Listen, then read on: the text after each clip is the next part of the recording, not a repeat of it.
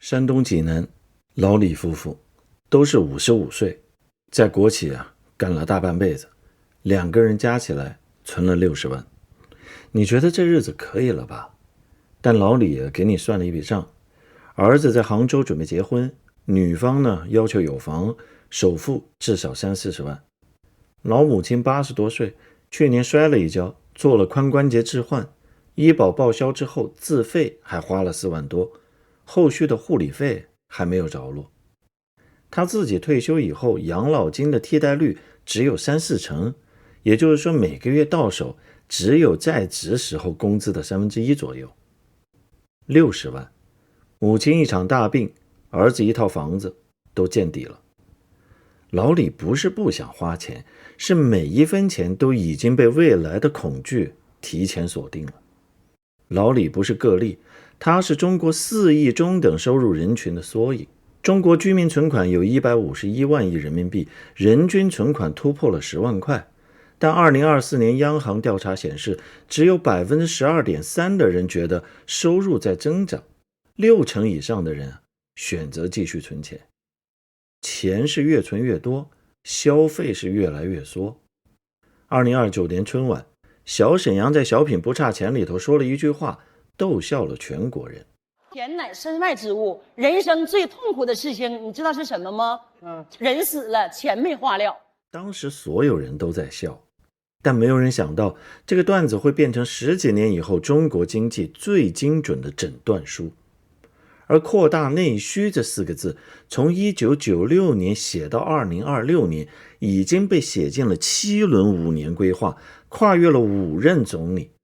结果呢，1990年中国居民消费占 GDP 接近 50%，30年后的2003年只有 39.6%， 不升反降了约10个百分点。一个承诺如果重复了30年还没有兑现，那它到底是承诺还是咒语呢？今天这期视频，我想把30年的国家目标和社会现实铺开来，做一次完整的对账，然后我们一起来想一个问题，到底是什么力量能够让一个国家级战略反复承诺30年，却又反复落空30年？3群人，3种困境。你一定在新闻里反复听过这个数字，中国居民存款151万亿，人均存款突破10万元。每次这个数字一出来，其实潜台词都差不多，要么就是说中国人他就是爱存钱，要么就是问14亿人揣着这么多钱不花，是不是心态出了什么毛病？但是当你掀开151万亿的盖子往里头看，你会发现一个完全不同的真相。简要的说，它不是一笔钱，它是3笔钱，属于处境完全不同的3群人。搞清楚他们是谁，才理解中国消费困局的起点。第一群人，没钱花。2020年，时任总理李克强在记者会上说了一句让很多人都相当震惊的话：我们人均年收入的平均水平是3万元人民币，但是有6亿人每个月的收入也就是1000元。6年过去了，改善了吗？改善了，但幅度可能远没有你想象的那么大。根据国家统计局2025年的统计公报，最底层 20% 的人口，大约 2.8亿人，人均每月可支配收入只有846元，仍然不到1000块。底层 40%， 也就是 5.6亿人，月均收入不到1900块。更触目惊心的是，占全国人口 60% 的中等收入、中低收入和低收入3组家庭，可支配收入加起来只占居民总收入的 31%， 超过8亿人分到的蛋糕不到全国的1/3。而 IMF 的研究揭示了一个更令人心酸的事实，中国在每一个收入阶层，包括最穷的底层，储蓄率都显著高于其他国家的同等群体。最穷的那 20% 的中国人，储蓄率也接近 20%。不是他们有闲钱存呢，是他们比任何人都要害怕明天。当一个社会里最穷的人都在拼命存钱的时候，你就知道这个社会提供的基础安全网有多薄弱。这群人对151万亿的贡献可能不到 15%， 他们不是不敢花钱，是手里根本没有钱可花。第二群人没地方花。中国大约有几千万高收入家庭，占总人口不到 10%， 但持有的存款可能占到151万亿的6到7成。有经济学家估算，最富裕的群体持有超过100万亿银行存款。这群人的问题不是没钱，也不是不敢花，是国内的消费对他们来讲已经饱和了。多买一辆车没意义，多买一套房也没意义。钱呢，要么流向海外消费，要么呢沉淀在投资账户里。你把存款利率降到0，他们也不会多吃一碗面。第三群人才是今天这期视频真正的主角，一个词概括：不敢花。按国家统计局的标准，3口之家年收入10万到50万元属于中等收入群体。中国大约有4亿多这样的人，约 1.4 亿个家庭，占总人口的 30% 左右。他们是有消费能力的，能买车，能旅游，能在教育和医疗上投入更多。在耐用品、住房、教育、休闲旅游这些领域，这群人贡献了超过 50% 的消费。4亿人是中国消费最重要的发动机，但同时呢，他们也是最脆弱的一群人。收入高度依赖工资和就业稳定，大多数背着房贷，每个月的工资的绝大部分已经被锁死。他们在151万里大概占20几万亿，分摊到 1.4 亿个家庭，平均每家15、6万。15、6万就是开头老李那笔账，母亲一场大病，儿子一套房就见底了。教育、医疗、养老、住房，4座大山压在这4亿人头上，这不叫消费信心不足，这叫求生本能。尤其是住房，2003年到2023年间，居民消费中增速最快的单项就是居住支出，占比从大约 15% 飙到了 23% 左右。居住支出里当然还包括租金水电装修自有住房折算成本等等，不全是房贷，但对背着按揭的城市中产来说，房贷才是主角。你以为你在安家，其实你在替地方财政打工。高房价在相当程度上充当了一种隐形税，把居民未来20-30年的可支配收入提前锁定，通过房贷转移到了银行体系和地方财政。所以中国消费困局的核心不是14亿人不消费那么笼统，更加不是中国人就是爱存钱那么糊涂，而是什么？有消费能力却被恐惧锁死，导致不敢花钱的4亿人，他们才是这道题的题眼。30年的承诺，30年的落空。接下来我要告诉你一个更加让人五味杂陈的事实，恰恰是这4亿人，中国消费最重要的潜在发动机，被反复承诺又被反复忽略了整整30年。扩大内需4个字，从1996年到2026年写进了7轮5年规划，跨越了5任总理，从李鹏到朱镕基，从温家宝到李克强，再到李强。我把这30年的进程用2分钟说给你听，也许有点枯燥，但请你保持耐心。1996年95规划第一次写进扩大内需，措辞很温和，正确处理投资和消费的关系。那时候消费率大约 46%， 已经开始下滑，但还没有引起警觉。2001年中国加入 WTO， 出口井喷，投资井喷， WTO 的入场券太耀眼了，没人注意到门票的背面写了什么代价。代价也并不复杂，加入 WTO 之后 GDP 狂飙，但增长的果实不成比例地流向了企业利润和政府财政。广东东莞有一家电子厂，800多个工人，每天加班到晚上10点，生产的蓝牙耳机全部都出口欧美，工厂年利润超过2000万，但流水线上工人的月薪只有2000出头。工人在宿舍里面开玩笑说，我们自己造的东西我们自己买不起啊。你加班造出来的商品漂洋过海，利润留在了老板和政府的账上，而你只分到了一张返乡的火车票。然后呢，关键转折，2006年“10+15”规划，措辞从正确处理升级为调整投资和消费的关系。为什么急了呢？因为短短6年，消费率从 46% 大幅跌到了 38% 左右。一个大型经济体在和平时期出现这种速度的塌方，全球都几乎找不到先例。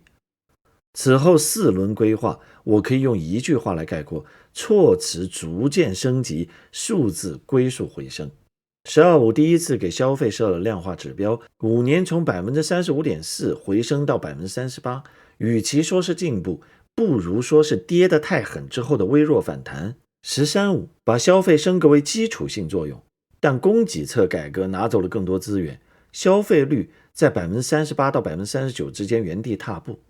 “14五”用上了战略基点这个最高定位，还专门出台了一份扩大内需战略规划纲要。然后呢，撞上了3年疫情和房地产危机，消费率在2022年跌回了 37.8%， 整个5年没有突破。到了2026年的“15五”，内需主导4个字第一次出现在了中央经济工作会议通稿当中。同年的两会上， GDP 增长目标定在了 4.5% 到 5%， 这是1990年代以来的最低水平。同一天公布的“15五”规划纲要草案里面出现了一句措辞空前的表述：实现居民消费率明显提高。你看这30年，文件里的形容词在通货膨胀，现实里的消费率呢在原地罚站。 39.6% 放在全球的主要经济体里是什么位置？根据世界银行数据，美国家庭消费占 GDP 约 68%， 日本约 56%，巴西约 63%， 越南都有差不多 55%， 中国几乎垫底。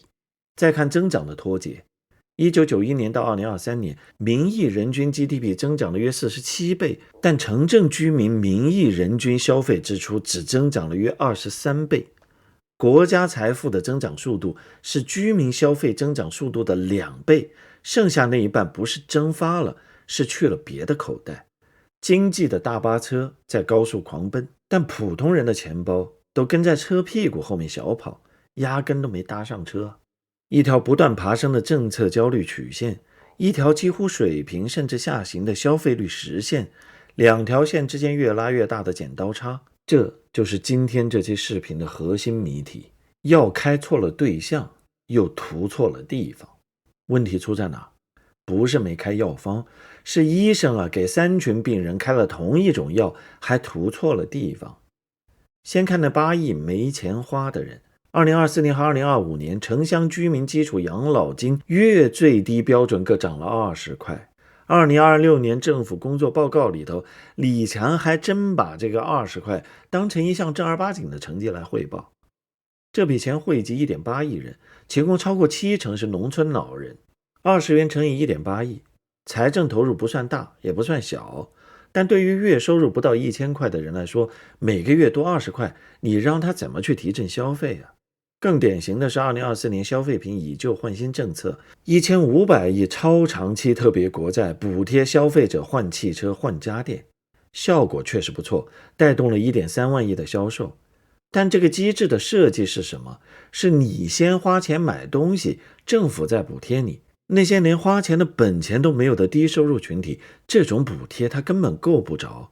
这就好比对溺水的人喊：你先游到岸边来，我再给你救生圈。再看那几千万没地方花的高收入人群，他们需要的不是补贴，是消费场景和服务品质的升级，高端医疗、个性化教育、高品质文化体验、养老服务。但中国居民服务消费占 GDP 比重只有不到 20%， 跟发达国家差15到20个百分点。这群人的钱花在海外，跟什么意识形态、爱不爱国之类的压根不沾边，就是因为在国内他花不出去。最后回到主角，4亿不敢花的中产，他们需要的既不是20块钱，也不是以旧换新，他们需要的是确定性。他们需要知道孩子上学不用砸锅卖铁，生大病不至于倾家荡产，退休以后不用提心吊胆。换句话说，他们需要的不是刺激消费的政策，而是免于恐惧的制度。但30年来，政策的重心始终在投资端，而非保障端。1994年分税制改革之后，中央拿走了税收大头，事权留给地方，地方钱从哪来？靠土地出让金和投资拉动的 GDP， 这就卡死了一套激励结构。地方官员考核高度依赖 GDP 和固定资产投资数字。我给你讲一个场景，来自中部某个3线城市。2018年，这座城市花了80多个亿建了一个文旅新城，仿古商业街、人工湖、5星级酒店。建成那年，领导剪彩上新闻， GDP 数据漂亮极了。3年之后再去看，商业街上的店铺空了一半，人工湖因为维护费太高已经开始发绿，酒店入住率常年不到30%，而这座城市的居民医保报销比例在全省排倒数。公立幼儿园的学位要靠摇号，80多个亿，如果拿来补贴医保、扩大公立幼儿园学位、提高低保标准呢？它效果是缓慢的、分散的，短期内根本看不到 GDP 的增长。建了一座桥，领导剪彩上新闻，给1万个家庭发补贴，谁来剪彩？于是每一轮中央文件里的扩大内需传到地方就被翻译了一次，扩大内需等于建更多的商场、文旅小镇和产业园。楼建好了，但是那4亿人心里没有多1分的安全感。中央政策文件说消费，地方执行层听成了消费基础设施，这就像人家建议你多给马喂草，你折腾半天，对马厩进行了装修改造。国家发改委自己在2025年底的署名文章当中也承认了这一点，坦率地指出消费内生动力不强，民间投资已连续2年下降，部分地方政府经济促进行为有待规范。翻译过来就是什么呢？投资驱动的老路已经走到了极限，但是新路还没有铺好，车在高速上没油了，下一个加油站还在规划图纸上。这又好比你脚上长了脚气，真菌感染嘛，需要抗真菌的药，但你把药膏涂在了脸上，因为脸是面子，看得见，脚呢，穿上鞋不就得了。30年来，这双脚一直穿着，脚气一直都在，只是所有人都假装闻不到。什么毛病30年都治不好啊？你可能会问，连续7轮写进最高级文件，为什么就是治不好呢？不是不想治，更准确的诊断是，这个病的病根长在增长模式的基因里，而这套基因曾经救过中国的命，你让它切掉自己赖以生存的器官，它当然会犹豫。高储蓄、高投资、高出口，这3驾马车让中国从农业国变成世界工厂，建起全球最庞大的基础设施，让数亿人脱贫。但任何模式都有保质期。当高速公路修到了乡镇，高铁连接了4线城市，各地产业园空置率不断攀升，继续靠投资拉增长的回报在急速下降。转向消费驱动意味着什么？意味着经济增长的果实必须更多分到普通人的手里，提高工资在 GDP 当中的比重，把企业利润和政府收入让出一部分给居民可支配收入。目前中国住户部门收入占国民总收入约 62%， 美国大约 71%， 看起来只差9个百分点。但乘以中国 GDP 总量超过120万亿，意味着每年有超过10万亿元的财富增量没有到达居民手中，沉淀在了政府投资和企业利润里。这不是一个技术问题，这是一个利益重新切割的问题。每多给居民1块钱，就意味着某个部门要少1块钱。你看看今年两会，李强提高那20块钱，感觉都是从他脑门上薅下来似的。改革最紧迫的时候，恰恰是改革阻力最大的时候，这是一个残酷的悖论。与此同时，扩大内需从来不是唯一目标。科技自主、地方债务化解、维持就业稳定、应对中美博弈，你说哪一件不紧迫？在投资见效快和保障见效慢之间，钱总是优先流向前者。这不是骗你，它就是顾不上你。重要但不紧急的事，永远排在紧急但未必重要的事后面。这不是中国特色，这是人性。只是这一次被排在后面的是4亿人的安全感。2026年的10-5-5规划确实也出现了一些新的信号，实现居民消费率明显提高，清理消费不合理限制性措施，完善有利于统一大市场建设的考核制度。尤其是最后一条值得注意，暗示地方官员考核指标改革可能正在酝酿。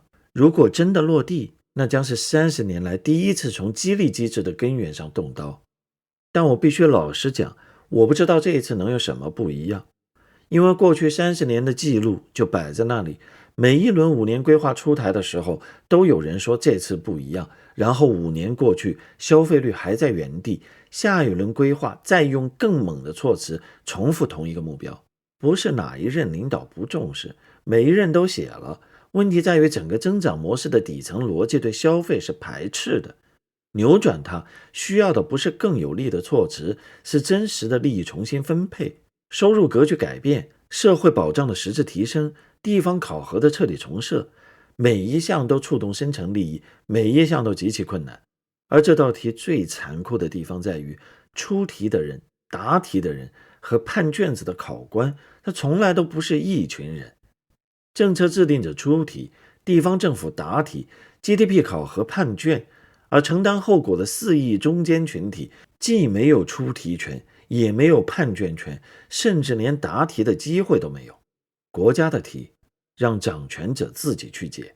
从1996年到2026年，扩大内需4个字承载的不是经济学含义，它的背后是4亿人在存钱保命和好好生活之间的艰难平衡。这道结构性困局在制度层面改变之前，个体是无法撼动的。我没有办法去假装专家，给你一个系统性的解决方案，那不是任何个体做得到的事儿。至于个体，对于那些没钱花的人，我也束手无策。对于那些没地方花钱的人，他们不需要任何建议。如果你恰好是那4亿不敢花的人之一，我也只能诚恳地跟你说几句心里话。首先，没有任何投资理财的建议，我相信你们比我聪明，知道如何安全地去打理自己的钱财。其次，我只想说，也许你应该换一个视角，也换一种心态。这30年里，宏观叙事一直在教育你，消费是贡献，是爱国。但是当你无法通过其他方式去参与规则制定和利益分配的时候，请捂紧钱包，这可能是你手中唯一有力的选票。在博弈论里，这种非暴力不合作是弱者的武器，是能够倒逼强者的否决权。在这场博弈当中，只要医疗、教育、养老等社会契约依然模糊，只要依靠下一个5年规划来提供确定性与安全感的希望依然渺茫，只要仍然看不到庞大的国家机器有任何制度转向的趋势，那么你手里的每一分钱都是你自己的防御堡垒。否则你就会像小品不差钱里头赵本山回怼小沈阳说的那样，人这一生最痛苦的事你知道什么吗？啥呀？是人活着呢，钱没了。因此最理性的策略就是尽量清零负债，减少投资，守住现金流，拒绝被消费主义收割，拒绝被人兜售恐慌和焦虑，适当投资那些真正能增加你生存韧性的东西，比如健康的体魄、独立的思维、强力的技能，还有亲密的关系。你不需要为宏观数据的下滑感到羞愧，你也不欠这个时代一张购物小票。扩大内需是掌权者的考卷，而守住生活是你自己的尊严。好了，本期节目就到这里。如果你觉得这期内容有价值，欢迎点赞、订阅、转发，点开小铃铛，也欢迎打赏咖啡来支持我们做更多有深度、有温度的内容。咱们下期再见。